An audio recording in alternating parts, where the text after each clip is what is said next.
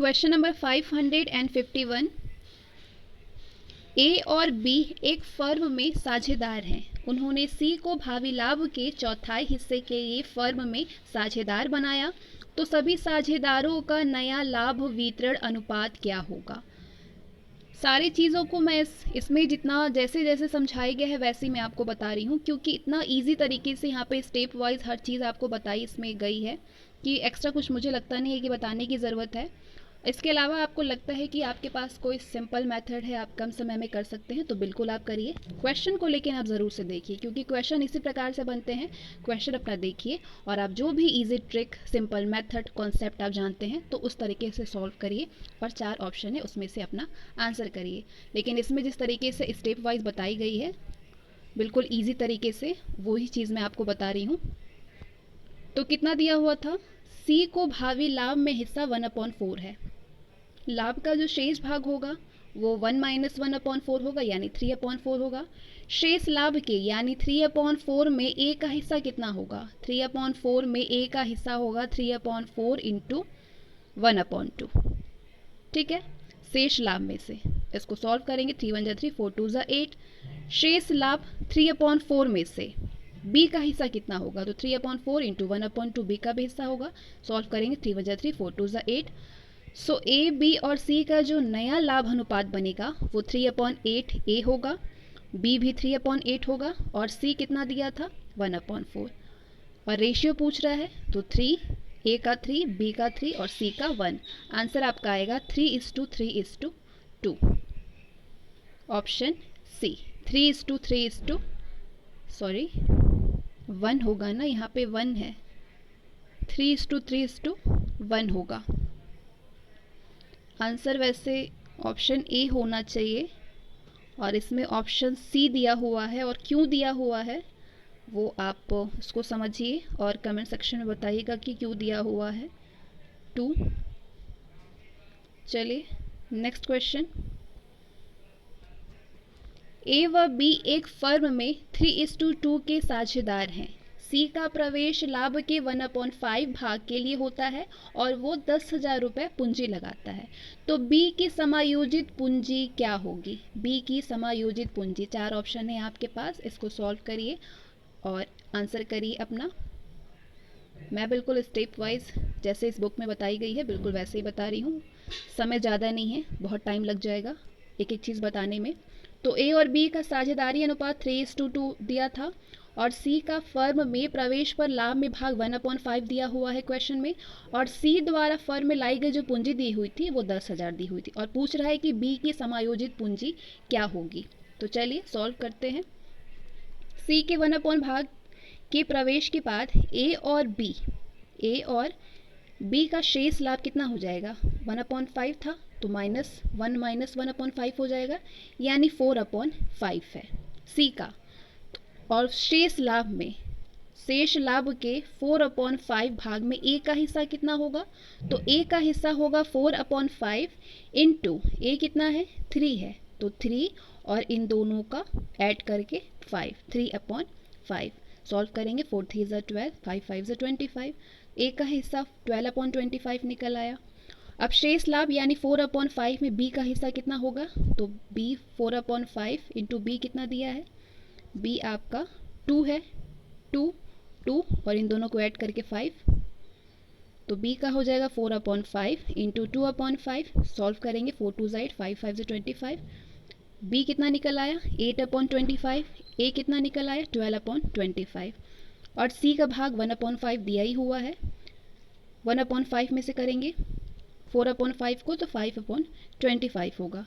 अब ए, बी और सी का जो लाभ अनुपात निकलेगा, ए का कितना निकाला गया 12/25, बी का 8/25 और सी का 5/25। 5/25 भाग के लिए सी द्वारा लाई गई जो पूंजी दी गई थी वो 10,000 है, तो इसलिए 8/25 भाग के लिए जो बी की समायोजित पूंजी होगी वो 10,000 इंटू 25/5, ठीक है, 25/5 इंटू 8/25। अब इसको सॉल्व करेंगे। 5 × 2 = 10 यानी 2000, और ये 5 कैंसिल, 8 × 2 = 16, 16,000 रुपीज़ आंसर आएगा।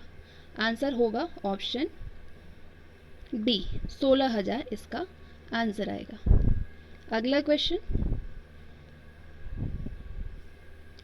एक फर्म में साझेदार क्या कर सकते हैं? एक फर्म में साझेदार बाहरी व्यक्ति को अपना हित सभी साझेदारों की स्वीकृति से हस्तांतरित कर सकता है। ऑप्शन डी, एक फर्म का साझेदार यदि चाहे तो शेष सभी साझेदारों की सहमति अथवा स्वीकृति से बाहरी व्यक्ति को अपना हित हस्तांतरित कर सकता है। अगला क्वेश्चन,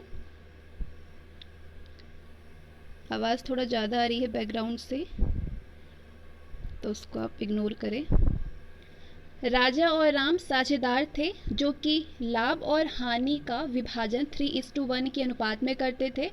तो अशोक को लाभ में 1/4 भाग के लिए फर्म में प्रवेश दिया गया। अब पूछ रहा है कि नया अनुपात क्या होगा। सारा डेटा देख लेते हैं। राजा और राम का लाभ अनुपात कितना दिया है? 3:1 दिया है। फर्म में प्रवेश करने पर अशोक का लाभ का भाग कितना है? 1/4 है, 1/4। तो राजा राम व अशोक का लाभ विभाजन अनुपात पूछ रहा है। अशोक फर्म के कुल लाभ के 1/4 भाग के लिए फर्म में प्रवेश करता है, तो इसलिए राजा और राम के लिए लाभ का जो शेष कुल भाग होगा वो 1 - 1/4 होगा, यानी 3/4 होगा। अब 3/4 लाभ के भाग में राजा का भाग कितना है? राजा का भाग 3/4 इंटू राजा कितना है? 3 है, 3 और इन दोनों को ऐड करके 4, 3/4 हो जाएगा। सॉल्व करेंगे, 3 3 जा 9, 4 4 जा 16। ये निकल आया राजा का। 3/4 भाग में राम का भाग कितना होगा? 3/4 इंटू राम कितना है? 1 है, यानी 1/4 होगा राम का भाग। 1/4 सॉल्व करें, 3 1 जा 3, 4 4 जा 16। तो राजा राम व अशोक का जो लाभ विभाजन होगा वो 9:16 राजा का, राम का 3/16 और अशोक का कितना दिया था? 1/4 दिया था। तो इनका रेशियो निकलेगा 9:3:4, 9:3:4। Option A is the right answer. Next, A B 3:1 के अनुपात में लाभ बांटते हुए एक फर्म में साझेदार हैं। सी 1/3 भाग लाभ हेतु फर्म में प्रवेश पाता है, तो नया लाभ विभाजन क्या होगा? सॉल्व करिए, 4 ऑप्शन है आपके पास। ए और बी का लाभ विभाजन अनुपात 3:1 दिया हुआ है और सी का 1/3 भाग सी का फर्म में प्रवेश पर लाभ का भाग 1/3 है। तो शेष बचा भाग यानी 1/3, शेष बचा भाग कितना हो जाएगा? 1 - 1/3 यानी 2/3 भाग हो जाएगा शेष। तो शेष 2/3 भाग में ए का हिस्सा कितना होगा? 2/3 इंटू ए का हिस्सा 3/4, 3 2 जा 6, 3 4 जा 12, ये निकला ए का हिस्सा। तो शेष 2/3 भाग में बी का हिस्सा कितना होगा? 2/3 इंटू बी कितना है? 1 और /4। सॉल्व करेंगे, 2 1 जा 2, 3 4 जा 12, 2/12 हो जाएगा। तो ए बी और सी का लाभ अनुपात कितना निकलेगा? ए का अनुपात निकला 6/12, बी का कितना निकला? 2/12 और सी का कितना दिया हुआ था? 1/3। 6/12 2/12 हो जाएगा और सी का 4/12 हो जाएगा। तो जो रेशियो बनेगा वो बनेगा 3:1:2। इसको सॉल्व करेंगे जब इसको, तो आपका रेशियो बनेगा 3:1:2। सही जवाब होगा ऑप्शन बी, 3:1:2। अगला क्वेश्चन, ए और बी एक व्यवसाय के लाभ का विभाजन 3:2 के अनुपात में कर रहे थे। उन्होंने सी को प्रवेश कराने का निर्णय लिया। सी जो ए से उसके लाभ का 1/3 और बी से उसके लाभ का 1/2 भाग प्राप्त करता है। तो पूछ रहा है कि नया लाभ विभाजन अनुपात क्या बनेगा। 4 ऑप्शन है आपके पास, सॉल्व करिए और अपना आंसर निकालिए। तो ए बी का लाभ विभाजन अनुपात दिया हुआ है 3:2। अब ए द्वारा सी को दिया जाने वाला भाग कितना हो जाएगा? 1/3 और बी द्वारा सी को दिया गया भाग होगा 1/2। तो इस प्रकार ए द्वारा सी को दिया गया भाग निकलेगा 3/5। 3 ये ए द्वारा बोल रहा है तो 3 ये और इन दोनों को ऐड करके 5 यानी 3/5 इंटू ए द्वारा बोल रहा है यानी 1/2। सॉल्व करेंगे 3 1 जा 3 5 3 जा 15। ये पहला इक्वेशन सी का बना। अब तो ए का शेष भाग कितना बचेगा? शेष भाग ए का होगा 3/5 माइनस ये 3/15। इसको एलसीएम लेके सॉल्व करेंगे तो 6/15 आएगा। अब बी द्वारा सी को दिया गया भाग कितना होगा? 2 ये बी 2 है और इन दोनों को ऐड करके 5 2/5 इंटू 1/2 सी का बोल रहा है ना। अब इसको सॉल्व करेंगे तो 2 1 जा 2 5 2 जा 10। तो दूसरा ये सी का इक्वेशन बना। बी का शेष भाग कितना हो जाएगा? 2/5 माइनस ये 2/10 यानी इसको एलसीएम लेके सॉल्व करेंगे तो 2/10 आंसर आएगा। 2/10 आएगा। अब सी का कुल भाग यानी ए और बी द्वारा जो दिया गया भाग है वो कितना होगा? ए का कितना निकला था? 3/15 निकला था ए का ना। ये ए का निकला था शेष भाग। ए का शेष भाग कितना निकला था? 3/15 प्लस बी का कितना निकला है? 2/10। 2/10 है। इन दोनों को ऐड करेंगे यानी एलसीएम लेके सॉल्व करेंगे तो 6/15 आएगा। तो ए बी और सी का जो लाभ अनुपात बनेगा, ए का बना है 6/15, बी का 2/10 और सी का 6/15। तो आंसर आएगा, इसको सॉल्व करेंगे, रेशियो बनेगा 2:1:2 का। 2:1:2। Option B is the right answer. अगला क्वेश्चन, ए बी और सी एक फर्म में साझेदार हैं जिसका लाभ अनुपात 5:3:2 है। डी को साझेदार बनाने के उपरांत उनके त्याग का अनुपात क्या होगा? त्याग का अनुपात। यदि ए बी और सी एक फर्म में साझेदार हैं जिनका लाभ अनुपात 5:3:2 है, ऐसी स्थिति में डी को नया साझेदार बनाने से पहले के तीनों साझेदारों को अपने पूर्व लाभ विभाजन के अनुपात में त्याग करना होगा। यानी नए साझेदार डी के प्रवेश पर ए बी और सी को 5:3:2 के अनुपात में लाभ का त्याग करना होगा। तो त्याग अनुपात की गणना के लिए जो सूत्र है वो है त्याग अनुपात बराबर पुराना अनुपात माइनस नया अनुपात, यानी sacrificing ratio equal to old ratio minus new ratio. तो आंसर इसका मतलब क्या आएगा? वही आएगा 5:3:2। Option D. Option D. Next, x एवं y 2:1 के अनुपात में लाभ विभाजन करते हैं। वे जेड को 1/4 भाग के लिए फर्म में प्रवेश देते हैं जिसके लिए वो अपने हिस्से की पूंजी 12,000 रुपये फर्म में ले आता है। अतः वाई की समायोजित पूंजी क्या होगी? 4 ऑप्शन है आपके पास, अपना आंसर करिए। वाई की समायोजित पूंजी क्या होगी? तो एक्स और वाई का जो अनुपात दिया हुआ है प्रश्न में वो 2:1 का है। नए साझेदार जेड का लाभ हेतु प्रवेश कितना दिया हुआ है? 1/4 भाग। तो x और y का नया लाभ का भाग कितना हो जाएगा? x का नया भाग इक्वल टू हो जाएगा 1 - 1/4। इसको करेंगे और 1 - 1/4 इंटू क्या बोल रहा है? x और y का नया लाभ का भाग। तो x का नया भाग, x कितना है? 2 है, 2/3 इंटू 2/3 हो जाएगा। इसको सॉल्व करेंगे तो ये निकला 3/4 और इंटू ये 2/3। इसको सॉल्व करेंगे 3 2 जा 6 4 3 जा 12। अब y का नया भाग क्या होगा? यानी 1 - 1/4 इंटू वाई कितना है? 1/3। सॉल्व करेंगे इसको तो ये 3/4 निकला और ये 1/3। 3 1 जा 3 4 3 जा 12। तो इस प्रकार एक्स वाई और जेड का लाभ हानि अनुपात जो निकला वो होगा 6/12 3/12 और 1/4 जेड का दिया हुआ है। और इसका रेशियो निकालेंगे सॉल्व करके तो 6:3 बनेगा। तो जेड द्वारा लाभ के 1/4 भाग के लिए 12,000 रुपये की पूंजी फर्म में लाता है, इसलिए इसी अनुपात में वाई की पूंजी भी 12,000 के रूप में समायोजित होगी। वाई की पूंजी भी, तो मतलब आंसर आएगा 12,000 रुपये। Option D. अगला क्वेश्चन, अ ब और स एक फर्म में साझेदार हैं जिनका लाभ अनुपात 4:3:2 है। द को साझेदार बनाने के बाद उनके त्याग का अनुपात क्या होगा? फिर वही प्रश्न है। अ, ब और स एक फर्म में साझेदार हैं जिनका लाभ विभाजन अनुपात 4:3:2 है। ऐसी स्थिति में यदि नए साझेदार द को फर्म में शामिल किया जाए तो बिना किसी स्पष्ट समझौते के अभाव में पुराने साझेदार अपने लाभ विभाजन अनुपात यानी 4:3:2 के अनुपात लाभों का त्याग करेंगे, यानी पुराने साझेदारों का नया साझेदार के प्रवेश पर त्याग अनुपात 4:3:2 के अनुपात में ही होगा। इसे फॉर्मूला से अगर व्यक्त कर सकते हैं तो त्याग अनुपात का फॉर्मूला होता है old ratio minus new ratio. तो आपका आंसर इसका मतलब होगा ऑप्शन बी 4:3:2 वही। अगला क्वेश्चन,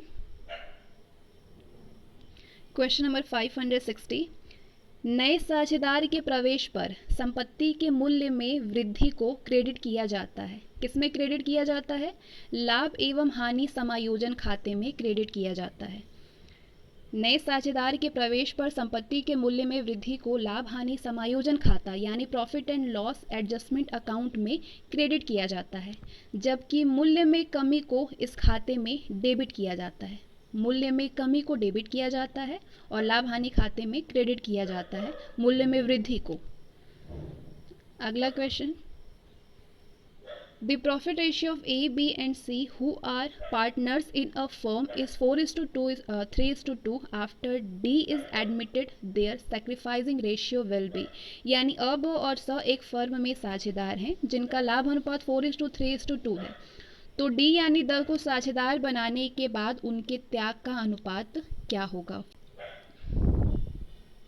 तो फिर से वही क्वेश्चन पूछ रहा है, अब आपका आंसर भी वही आएगा, यानी 4:3:2 ही आंसर आएगा, ऑप्शन बी। जब तक प्रश्न में पुराना अनुपात और नया दोनों अनुपात ना दिया हो और ये भी ना दिया हो कि नया साझेदार पुराने साझेदार से क्या भाग ले रहा है, तो ऐसी दशा में पुराने साझेदार के त्याग का अनुपात उनका पुराना लाभ अनुपात ही होगा, यानी त्याग अनुपात 4:3:2 ही होगा, ऑप्शन बी। नेक्स्ट, ए और बी साझेदार हैं, उनके लाभ विभाजन का अनुपात रेशियो दिया है 2:3। पुस्तकों में ख्याति की राशि 10,000 रुपीज़ दी हुई है। सी नया साझेदार बनता है और उसको लाभ का 1/5 भाग दिया जाता है। क्वेश्चन को ध्यान से समझिए। उसका ख्याति का हिस्सा है 15,000 रुपये आंका जाता है, ख्याति का हिस्सा। तो पुराने साझेदारों को ख्याति की राशि से कितना क्रेडिट किया जाएगा? क्रेडिट पूछ रहा है, कितना क्रेडिट किया जाएगा? नए साझेदार के आधार पर फर्म के ख्याति की कुल राशि 2:3 दिया हुआ था, तो 5 × 15,000 सॉल्व करेंगे इसको, तो 15 5 75,000 रुपीज़। और आर्थिक चिट्ठे में पहले से ही 10,000 रुपये है, आर्थिक चिट्ठे में पहले से ही 10,000 रुपये है। तो पुराने साझेदारों के ख्याति को 65,000 रुपीज़ से 75 और ये 10 माइनस 65,000 से पूंजी खाते को इस प्रविष्टि से क्रेडिट की जाएगी। ये प्रविष्टि होगी गुडविल अकाउंट, डेबिट रिकॉर्ड 65,000 है, तो टू ए कैपिटल हो जाएगा 26,000 और टू बी कैपिटल अकाउंट होगा 39,000। तो आंसर आएगा ऑप्शन डी 65,000 रुपीज़। अगला क्वेश्चन, ए और बी 3:2 के अनुपात में व्यवसाय का लाभ विभाजित कर रहे थे। वो सी को साझेदारी में प्रवेश देते हैं जो कि ए से उसके लाभ के अंश का 1/3 और बी से उसके लाभ के अंश का 1/2 भाग प्राप्त करता है। तो नया लाभ विभाजन अनुपात अब क्या होगा? ऑप्शन है 4, सॉल्व करिए, अपना आंसर करिए। 2:1:2 दिया हुआ है रेशियो, 2:1:2 यहाँ पे आंसर बताई गई है कि 2:1:2 आंसर आएगा। फॉर्मूला है ए और बी का पुराना अनुपात यानी 3:2 दोनों द्वारा अपने अपने हिस्से से समर्पण। कितना दिया हुआ था? 3:2 पुराना अनुपात, क्वेश्चन में है ना 3:2। तो ए इक्वल टू होगा 3 इन दोनों का जोड़ 5 इंटू कितना है 1/3, 1/3 सॉल्व करेंगे इसको, 3 1 जा 3 5 3 जा 15, ये बी को दिया 3/15 बी को दिया। तो ए का जो नया हिस्सा बनेगा वो 3/5 माइनस 3/15, यानी इसको माइनस यानी एलसीएम लेके सॉल्व करेंगे तो 6/15 आएगा, या फिर इसको 12/30 होगा। अब बी का कितना होगा 2/5, बी 2 है और ये 5, 2/5 बी का इंटू 1/2, इसको सॉल्व करेंगे 2 1 2, 5 2 10, ये सी को दिया 2/10 सी को दिया, तो बी का नया हिस्सा कितना हो जाएगा 2/5 माइनस 2/10 इक्वल टू, एलसीएम लेके इसको सॉल्व करेंगे 2/10 होगा, या फिर 6/30। 6/30 को कैसे निकाला गया 2/10 इंटू 3/3 करके 3 2 6 और 10 3 30 होगा, तो 6/30 आया। ये सी का हिस्सा ए से प्राप्त अंश प्लस बी से प्राप्त अंश, ए से प्राप्त अंश है 3/15 प्लस बी से प्राप्त अंश निकला 2/10, इसको एलसीएम लेंगे तो ये 30 आएगा, डिवाइड करके मल्टीप्लाई करेंगे 6/+6 आएगा, 6 + 6 12/30।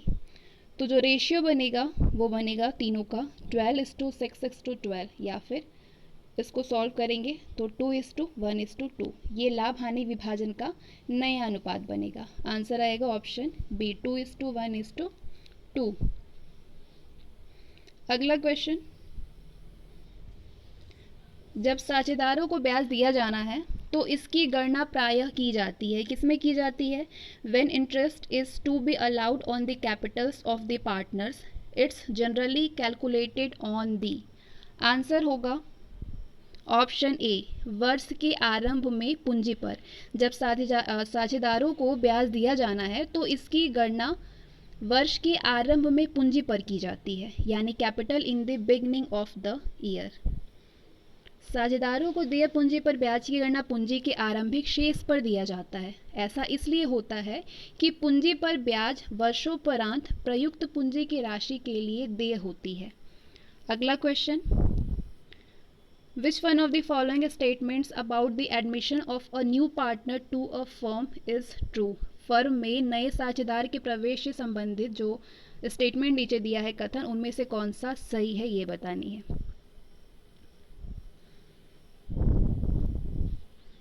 पहला स्टेटमेंट है, यदि ज्ञापन खाता खोला जाता है तो नए चिट्ठे में संपत्तियों एवं दायित्वों को उनके संशोधित मूल्यों पर दिखाया जाता है, यानी in case memorandum account is opened the assets and liabilities appear in the new balance sheet at there revised values. दूसरा स्टेटमेंट है, यदि नया प्रविष्टि साझेदार ख्याति के अपने हिस्से के लिए नगद भुगतान करता है तो ये पुराने साझेदारों के पूंजीगत खातों में उनके त्याग अनुपात में क्रेडिट किया जाएगा, यानी in case the newly admitted partner pays cash for his share of goodwill, it will be credited to old partners capital accounts in their sacrificing ratio। सही जवाब होगा ऑप्शन बी, जो स्टेटमेंट सही है वो बी है।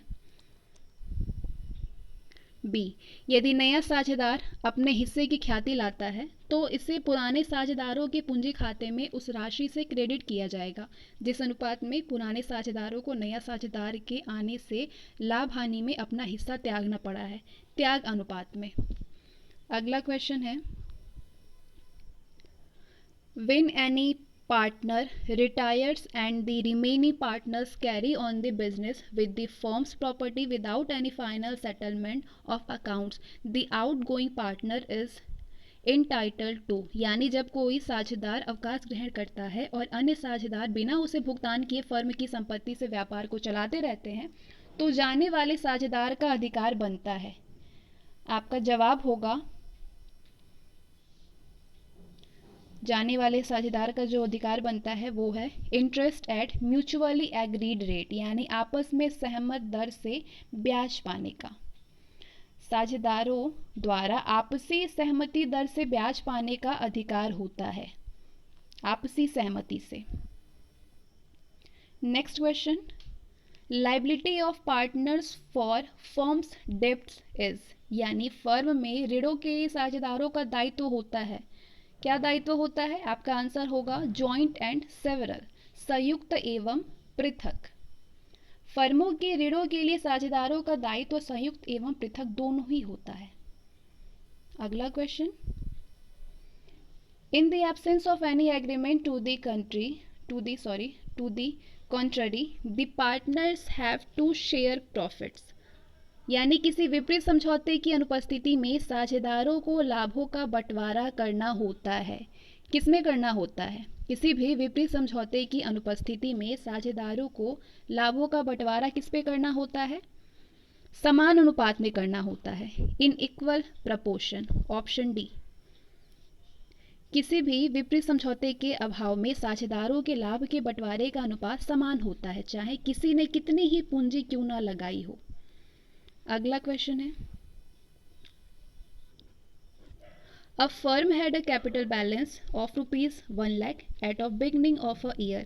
At the end of the year, the firm has total assets of rupees 1,50,000 and total liabilities of rupees 70,000. If the total withdrawal during the period were rupees 30,000, so what was the amount of net profit or net loss for the year? यानी वर्ष के आरंभ में एक firm का पूंजी खाते का शेष 1,00,000 रुपए था। वर्ष के अंत में फर्म की कुल संपत्तियां 1,50,000 रुपए और कुल दायित्व 70,000 रुपए के थे। यदि उस अवधि में कुल आहरण की राशि 30,000 रुपए की थी तो वर्ष का लाभ अथवा हानि क्या थी? सारे डेटाज आपने देख लिया। इसको पॉज करिए, क्वेश्चन को देखिए और सॉल्व करिए और 4 ऑप्शन है आपके पास और अपना आंसर इसमें दीजिए। तो दिया है प्रारंभिक पूंजी 1,00,000, दायित्व 70,000, संपत्तियां 1,00,000 दिया है और आहरण 30,000 दिया हुआ है। संपत्तियां कितनी दी हुई थी? वर्ष के अंत में फर्म की कुल संपत्तियां 1,50,000 दी हुई है। ठीक है, 1,50,000 यहाँ पे होगा।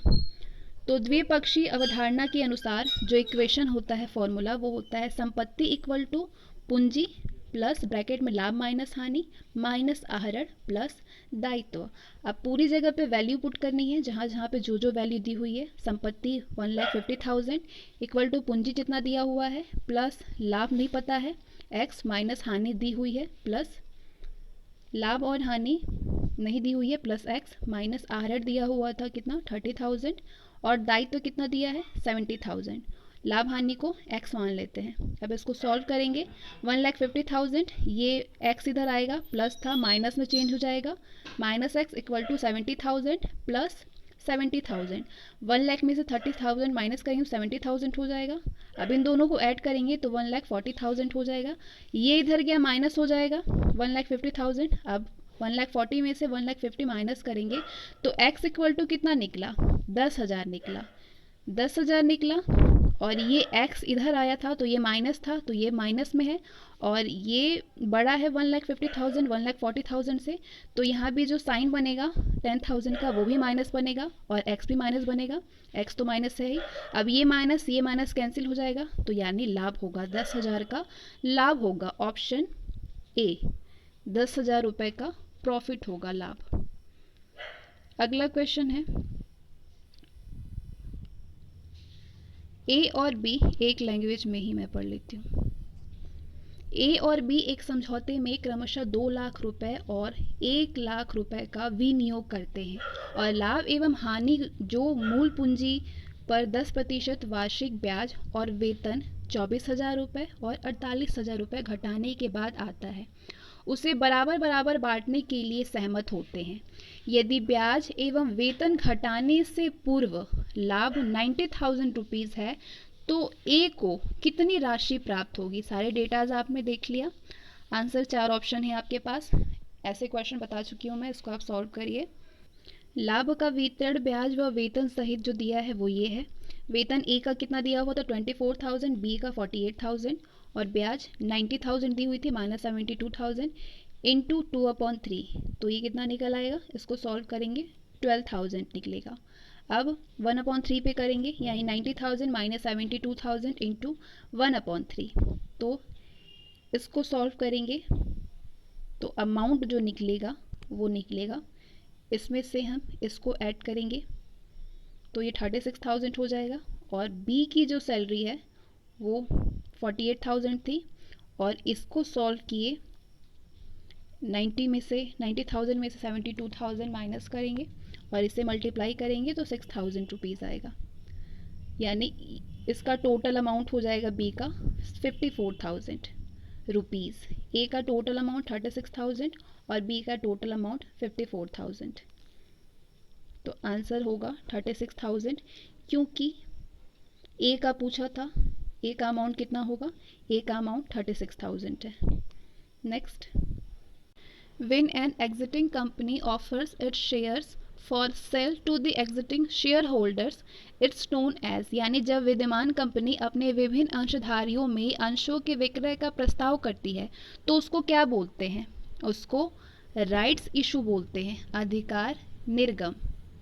जब कंपनी अपने विक्रय का प्रस्ताव सर्वप्रथम कंपनी विद्यमान समता अंशधारी को करती है तो अधिकार अंशों का निर्गमन कहते हैं उसको।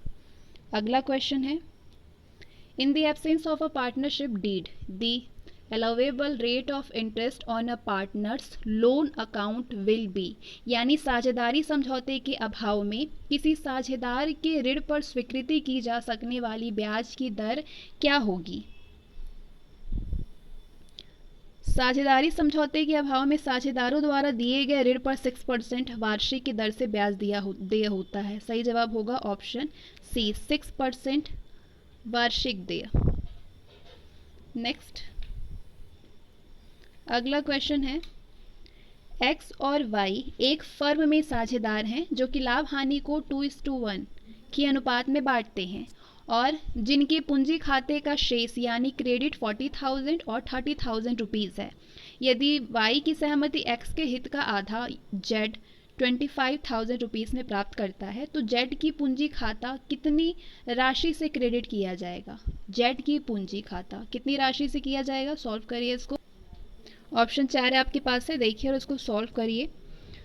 जेड की पूंजी खाता 20,000 रुपये की राशि से क्रेडिट किया जाएगा, 20,000 रुपये की राशि से किया जाएगा, क्योंकि 1/2 shares of x capital 40,000 equal two divided by 2 से डिवाइड करेंगे 40,000 को तो 20,000 रुपीज़ आंसर आएगा, ऑप्शन डी। अगला क्वेश्चन है, audit of partnership firms accounts is prescribed by, साझेदारी संस्था के लेखों का अंकेक्षण निम्नलिखित द्वारा निर्धारित किया जाएगा। किसके द्वारा निर्धारित किया जाएगा साझेदारी संस्था के लेखों का अंकेक्षण? आपका आंसर होगा इंडियन पार्टनरशिप एक्ट यानी भारतीय साझेदारी अधिनियम के द्वारा भी नहीं किया जाएगा, इंडियन कंपनीज एक्ट के द्वारा भी नहीं किया जाएगा, भारतीय कंपनी अधिनियम के द्वारा, institute of charter accounts of India act या इससे भी नहीं किया जाएगा। आपका सही आंसर होगा option D, none of the above, A B और सी। ए बी और सी में किसी के द्वारा भी नहीं किया जाएगा। साझेदारी संस्था के लेखों का अंकेक्षण करवाना आवश्यक नहीं होता है। ठीक है, next, when a partner is guilty of fraud or negligence within the scope of the authority, जब एक साझेदार कपट या लापरवाही के लिए अपने अधिकार के अंतर्गत दोषी माना जाता है तो क्या होगा? आपका जवाब होगा all partners are liable even if there is no such agreement, यानी सभी साझेदार उत्तरदायी होते हैं चाहे ऐसा कोई करार ना हो। सही जवाब होगा ऑप्शन डी। साझेदार फर्म में सभी साझेदार एक दूसरे के काम के लिए उत्तरदायी होते हैं, ऐसा साझेदारी अधिनियम 1932 में कहा गया है। अगला क्वेश्चन है, ए और बी साझेदार हैं जो कि लाभ हानियों का विभाजन 2:1 के अनुपात में करते हैं। उन्होंने फर्म में सी को प्रवेश दिया और 1/5 लाभ देना स्वीकार किया, तो नया लाभ हानि विभाजन अनुपात क्या होगा? 4 ऑप्शन है आपके पास, इसको पॉज करिए, सॉल्व करिए और आंसर आपका आना चाहिए 8:4:3, 8:4:3। अगला क्वेश्चन,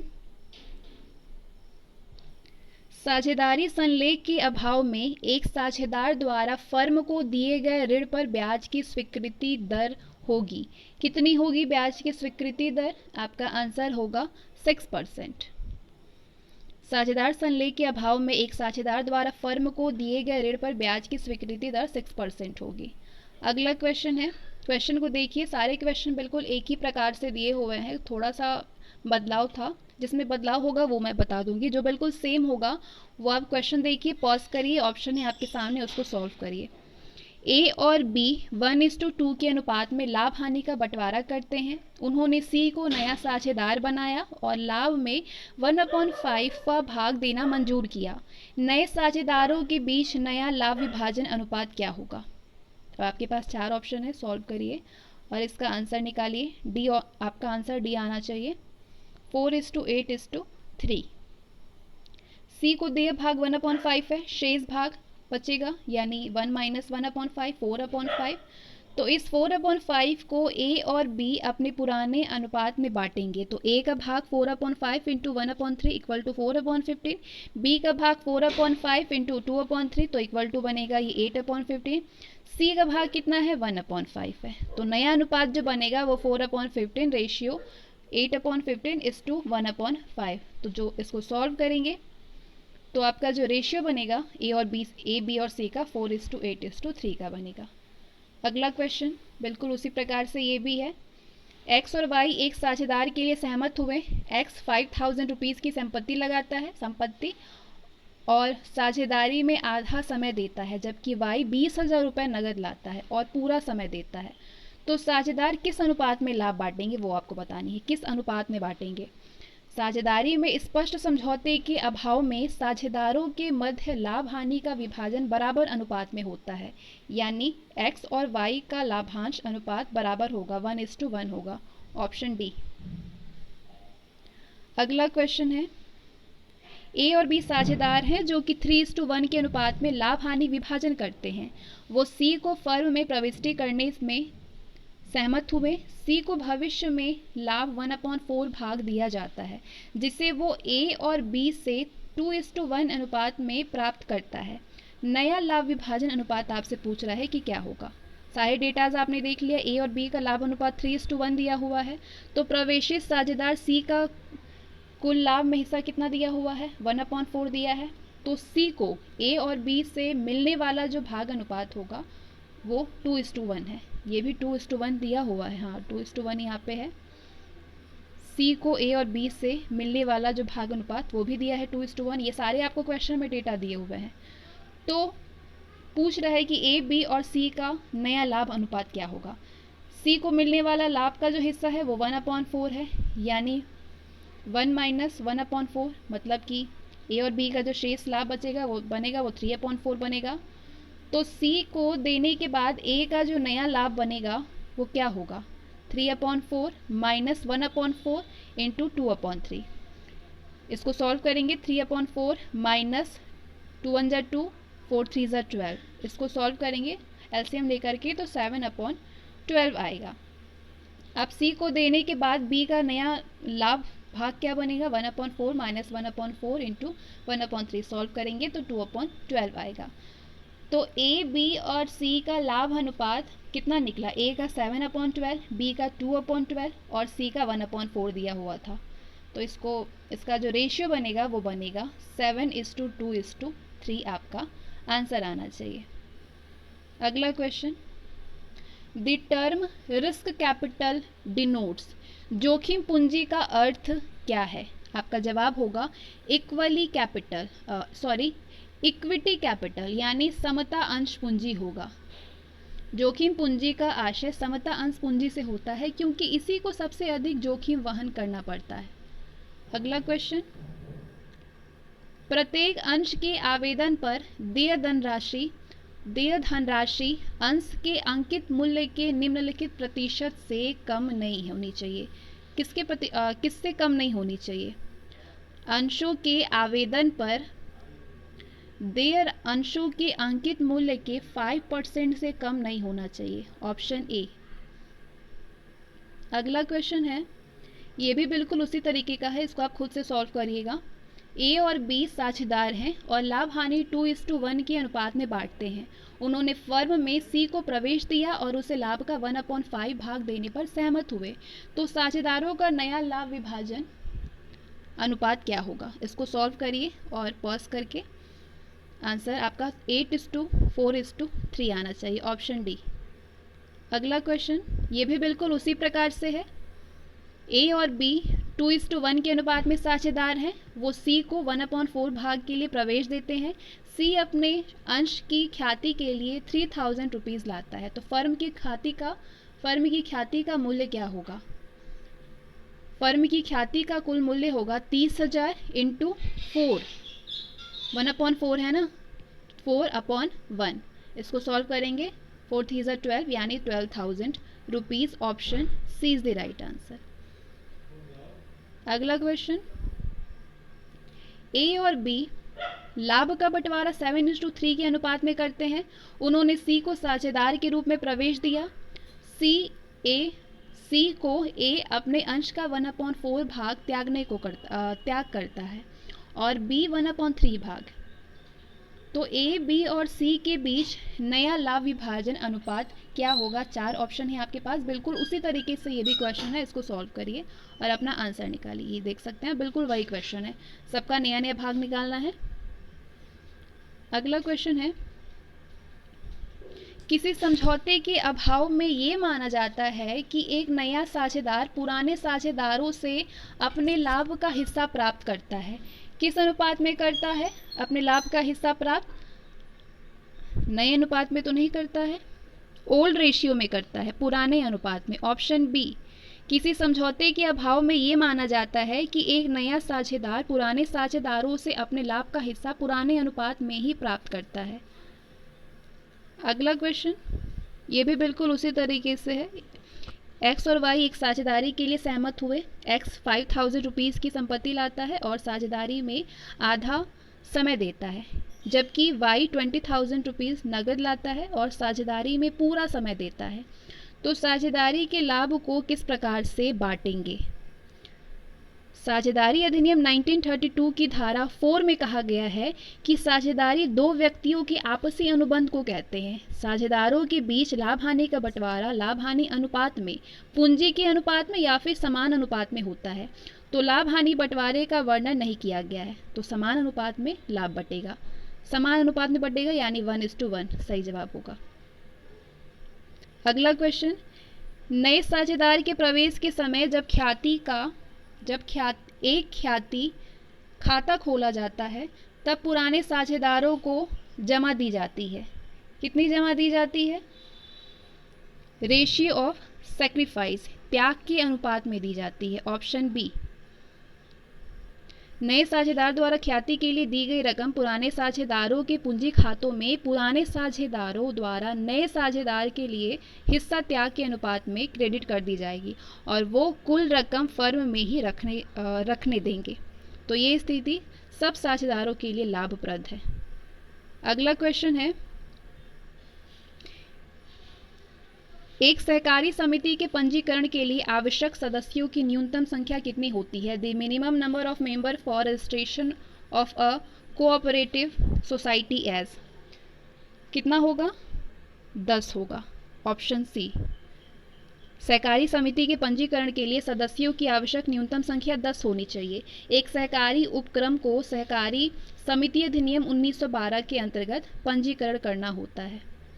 अगला क्वेश्चन है 590, for calculation of interest on drawing bye a partner the following method can be used. साझेदारों द्वारा किए गए आहरण पर ब्याज की गणना के लिए निम्नलिखित विधि का प्रयोग किया जा सकता है। किस विधि का प्रयोग किया जा सकता है?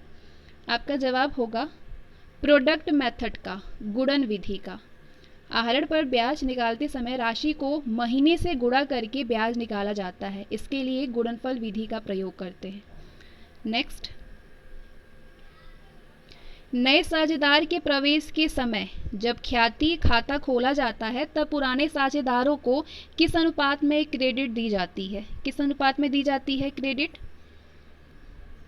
ओल्ड प्रॉफिट शेयरिंग रेशियो में, यानी पुराने लाभ विभाजन अनुपात में। जब एक नया साझेदार ख्याति की राशि नगद लाने में असमर्थ हो तब पुराने साझेदार फर्म की ख्याति की राशि से एक ख्याति खाता खोलते हैं और इसे पुराने लाभ हानि अनुपात में निम्न प्रविष्टि यानी इस प्रविष्टि के माध्यम से अपने पूंजी खाते को क्रेडिट करते हैं। Goodwill account debit record to old partners capital account. अगला क्वेश्चन है, एक फर्म में एक्स और वाई समान साझेदार हैं। 1 जनवरी 2004 को उन्होंने जेट को इस शर्त पर प्रवेश दिया कि वो पूंजी के रूप में 10,000 रुपये और ख्याति के रूप में 5,000 रुपये लाएंगे। भविष्य में उनका लाभ हानि विभाजन अनुपात 2:1:2 का होगा।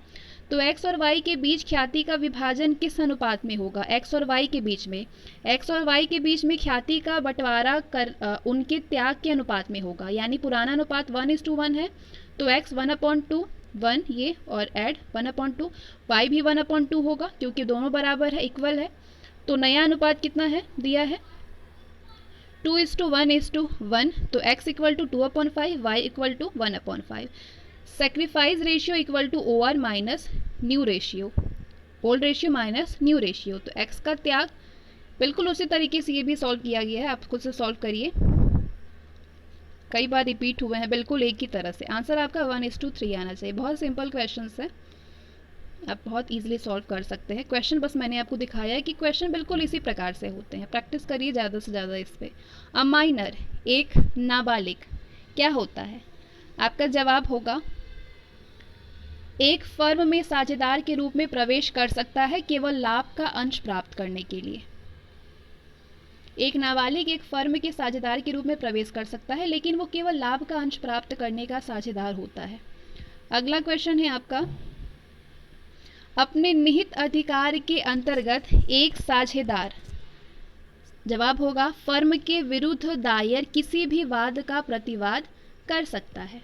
किसी साझेदार द्वारा फर्म को बद्ध यानी बाउंड करने के अधिकार को गर्भित अधिकार या फिर निहित अधिकार कहते हैं।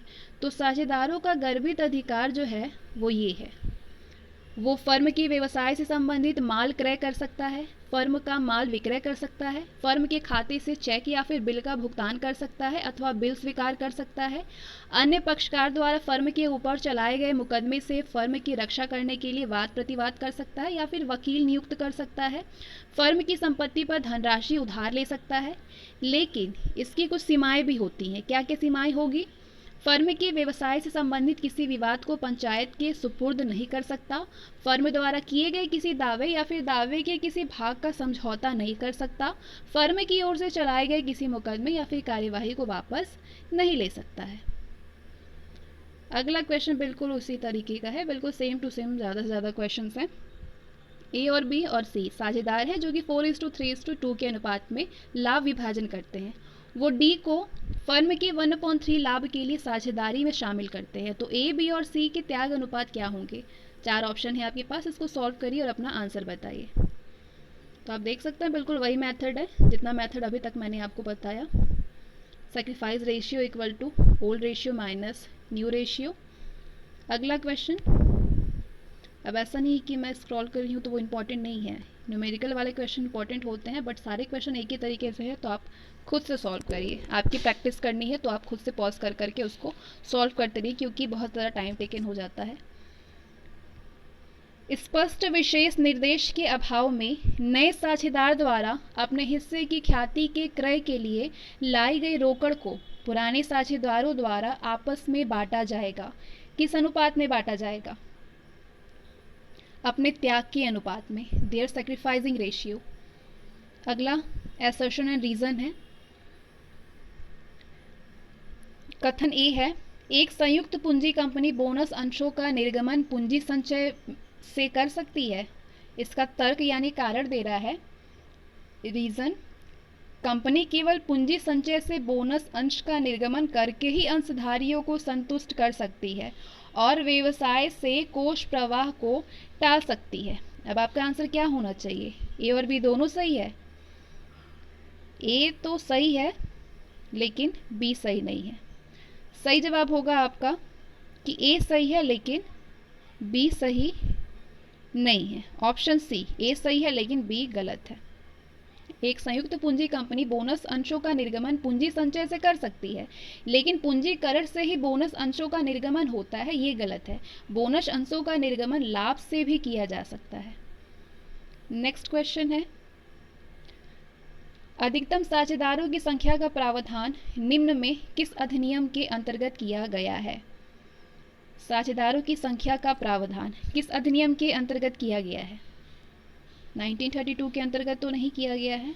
1956, द कंपनीज एक्ट 1956, कंपनी अधिनियम 1956 के द्वारा। साझेदारी फर्म में अधिकतम साझेदारों की संख्या का प्रावधान कंपनी अधिनियम 1956 में है।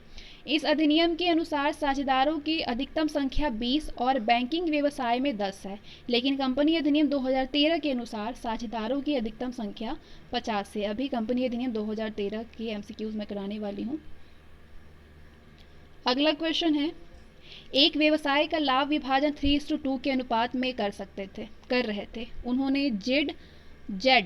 उन्होंने जेड को प्रवेश कराने का निर्णय लिया, जो कि एक्स से उसके लाभ का 1/3 और वाई से उसके लाभ का 1/2 भाग प्राप्त करता है।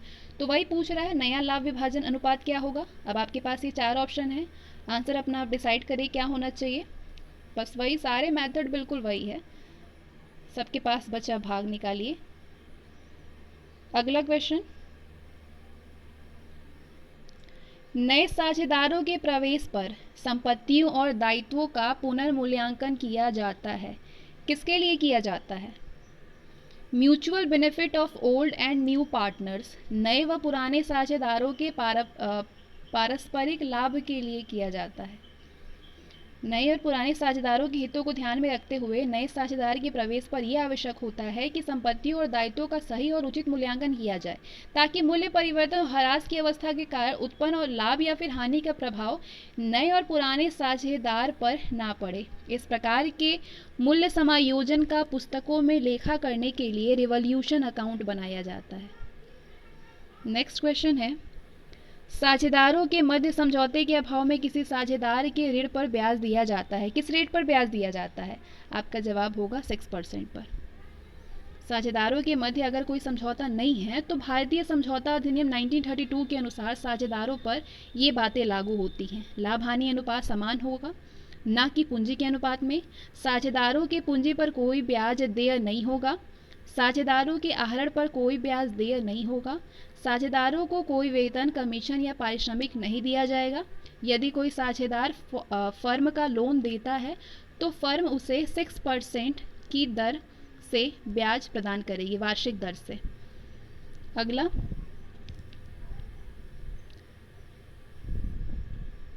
नेक्स्ट क्वेश्चन है, साझेदारी संलेख के अनुसार एक्स को 7,000 रुपीज वेतन प्रति माह दिए जाने का प्रावधान क्या है?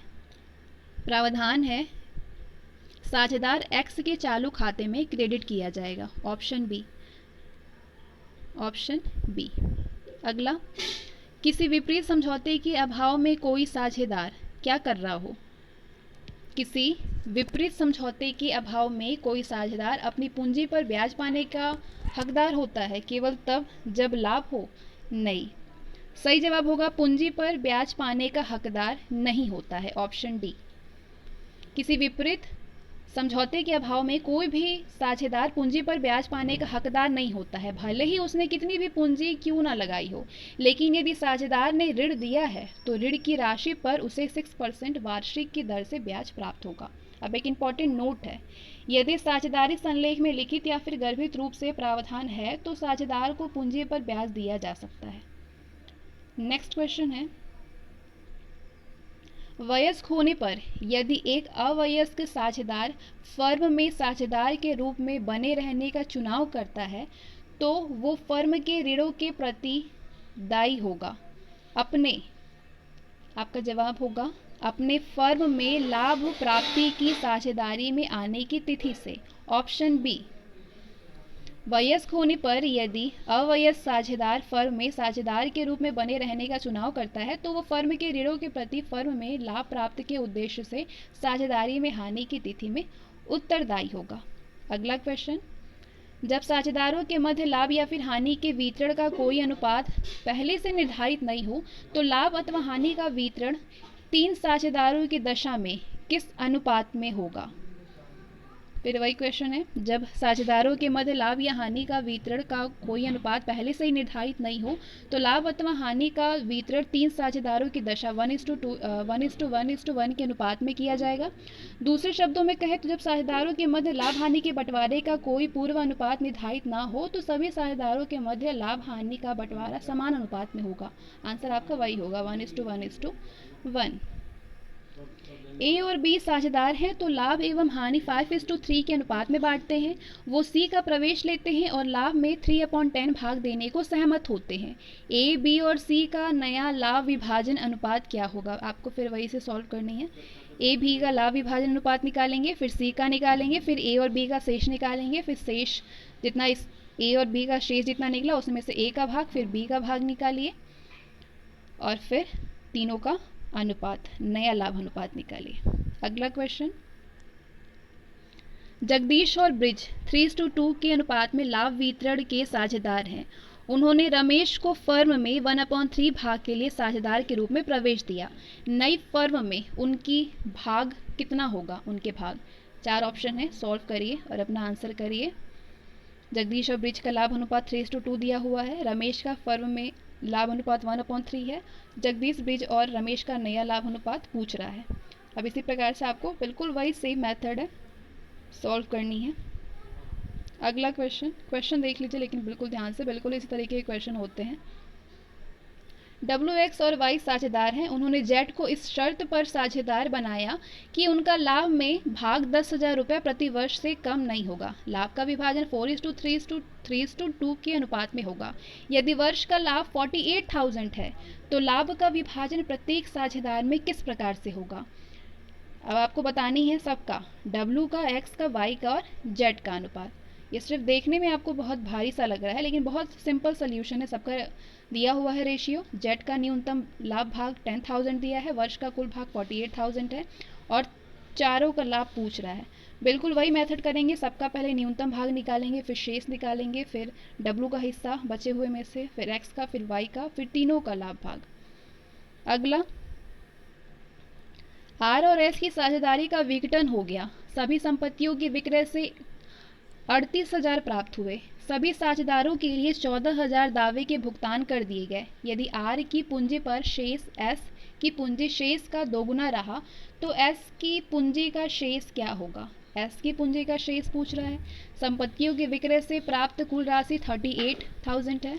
लेनदारों को भुगतान 14,000 दिया है। विक्रय से प्राप्त संपत्तियों में शेष बची, यानी इसमें से इसको माइनस कर देंगे तो 24,000 निकल आया। अब आर का पूंजी शेष इक्वल टू एस की पूंजी का दोगुना, यानी आर और एस का पूंजी का अनुपात 2:1 है। तो एस की पूंजी का शेष कितना हो जाएगा? 24 इंटू ये 1 अपॉन इन दोनों का ऐड 1/3।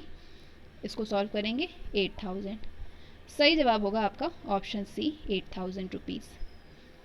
इसके साथ ही आज का सेशन और हमारा पार्टनरशिप का एडमिशन भी कंप्लीट होता है।